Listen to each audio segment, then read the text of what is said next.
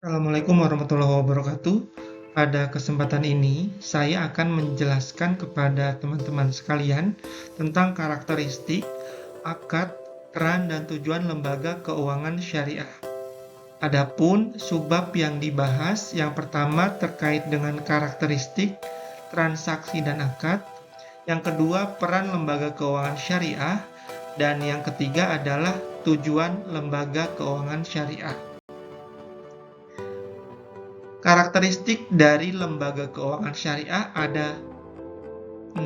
Yang pertama yaitu pelarangan maisir, horor, dan riba. Yang kedua, pembagian risiko. Yang ketiga, pandangan terhadap uang. Yang keempat, melarang adanya spekulatif. Yang kelima, adanya kontrak yang jelas. Dan yang keenam, tentu harus sesuai dengan syariah, yang mana hukumnya dari Al-Quran, hadis, dan fatwa para ulama. Nah, berikutnya berkaitan dengan akad ataupun perjanjian di dalam lembaga keuangan syariah sangatlah jelas. Beberapa akad yang akan saya jelaskan di sini. Yang pertama, mudharabah. Apa itu mudharabah? Mudharabah secara mudahnya adalah perjanjian antara pemilik modal dengan pengelola modal. Yang kedua yaitu akad musyarakah. Musyarakah itu kerjasama antara kedua belah pihak yang sedang berakad. Yang ketiga adalah murabahah. Murabahah bahasa mudahnya itu jual beli, yang mana ada keuntungan di dalamnya. Yang berikutnya adalah wadiah. Wadiah artinya titipan atau penitipan. Yang berikutnya ada kafalah. Kafalah itu perjanjian penjaminan. Yang berikutnya ada hiwalah. Hiwalah itu akad terkait dengan pemindahan utang piutang. Lalu ada ijarah. Ijarah dikenal juga dengan sewa menyewa. Lalu ada wakalah. Wakalah artinya mewakilkan atau memberikan kuasa kepada pihak lain. Yang terakhir ada jualah. Jualah itu janji dalam memberikan imbalan. Selanjutnya adalah peran dari lembaga keuangan syariah. Yang pertama yaitu pengalihan aset. Pengalihan aset yang mana lembaga keuangan syariah sebagai lembaga intermediasi antara penabung dan peminjam. Case ini adalah untuk perbankan. Yang kedua terkait dengan peran dari sisi likuiditas. Likuiditas itu kemampuan memperoleh uang tunai saat dibutuhkan atau segera mendapatkan uang tunai. Peran yang ketiga terkait dengan realokasi pendapatan sebagai bentuk investasi di masa mendatang yang menjadi pendapatan. Lalu yang keempat, perannya itu adalah sebagai transaksi yang merupakan bagian dari sistem pembayaran. Selanjutnya terkait dengan tujuan lembaga keuangan syariah. Nah, tujuan dari lembaga keuangan syariah itu untuk memberikan jasa keuangan yang dapat diterima oleh muslim. Tapi lembaga keuangan syariah ini tidak hanya untuk muslim, tapi non-muslim juga, karena transaksi dalam lembaga keuangan syariah tergolong dalam aspek muamalah, sehingga semua agama diperbolehkan. Artinya antara agama Islam dengan agama lain diperbolehkan karena masih dalam ruang lingkup yang namanya muamalah.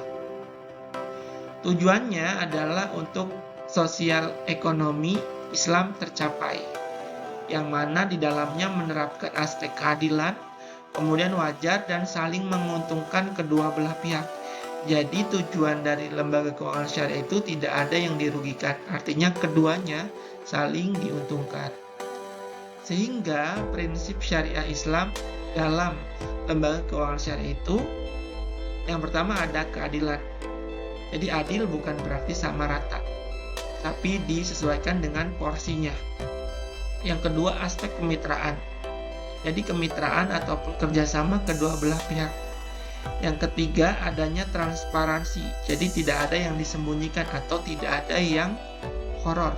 Jadi jelas, akadnya jelas, semuanya jelas. Yang keempat, universal. Universal itu diterima oleh umum. Jadi tidak hanya untuk umat muslim saja, tapi yang non-muslim juga bisa. Karena akad dan tujuan dari lembaga keuangan syariah itu secara universal dapat diterima.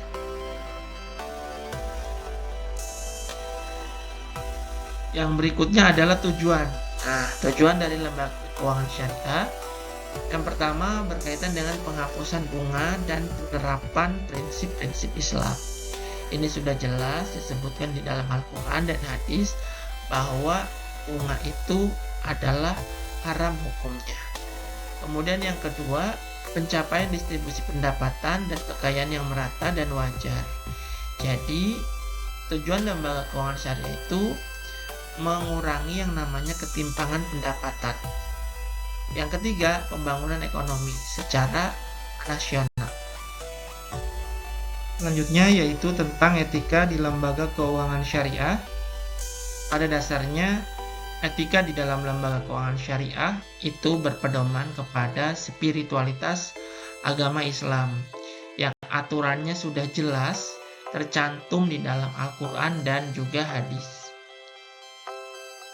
Berikutnya adalah contoh dari penerapan ekonomi Islam di dalam suatu negara. Apakah benar penerapan daripada ekonomi Islam dan penerapan Islam secara khafah itu akan menyejahterakan suatu negara? Jawabannya adalah iya. Jawabannya adalah iya, betul sekali.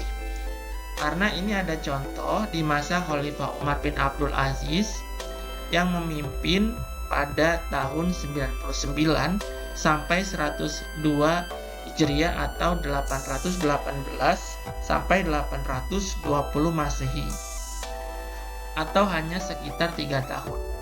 Di masa kepemimpinan Khalifah Umar bin Abdul Aziz, ini negaranya mencapai yang namanya kesejahteraan. Artinya tidak ada masyarakat yang kekurangan dari sisi kebutuhan dasar maupun kebutuhan sekunder dan juga kebutuhan tersier dan kebutuhan-kebutuhan lainnya. Dari sini jelas bahwa jika suatu negara menerapkan prinsip Islam, dalam hal ini ekonomi Islam secara menyeluruh atau komprehensif, maka negara tersebut akan diberkahi dan juga negara tersebut akan sejahtera.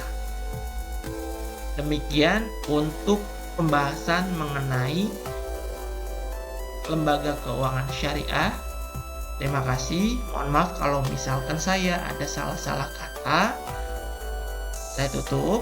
Billahi taufiq wal hidayah. Wassalamualaikum warahmatullahi wabarakatuh.